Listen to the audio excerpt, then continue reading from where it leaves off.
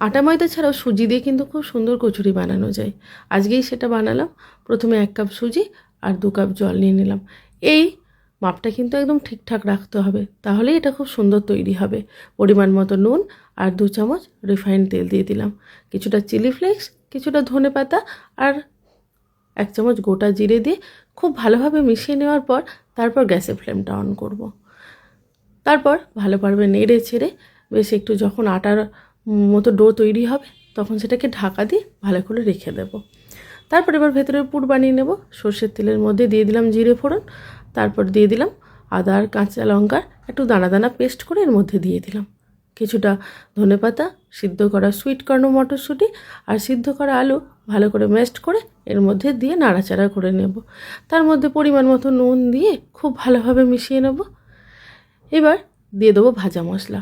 আমি যেহেতু ধনে গুঁড়ো, জিরে গুঁড়ো, হলুদ, লঙ্কার গুঁড়ো কিছুই দিইনি, কারণ এর মধ্যে এগুলো সবই আছে।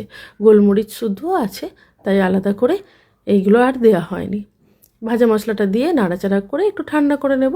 এবার যে সুজিটার বানিয়ে রেখেছিলাম সেটা আটার মতো করে একটু ঠেসে নিয়ে এইবারও একটা একটা করে লেচি কেটে নিয়ে বাটির মতো শেপ দিয়ে ভেতরে পুরটা ভরে মুখটা ভালো করে বন্ধ করে দেব, যেন কোনো অংশ দিয়েই পুরটা না দেখা যায়।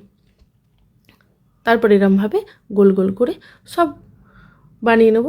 আমার এই ভিডিওটি যদি ভালো লাগে তাহলে অবশ্যই একটু লাইক, কমেন্ট, শেয়ার করে পাশে থাকবেন।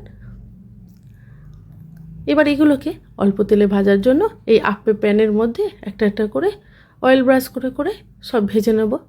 যখনই অল্প অল্প করে লাল হয়ে যাবে তখন আবার অয়েল ব্রাশ করে উল্টে উল্টে দেব। তাহলেই রেডি হয়ে গেল সুজির কচুরি।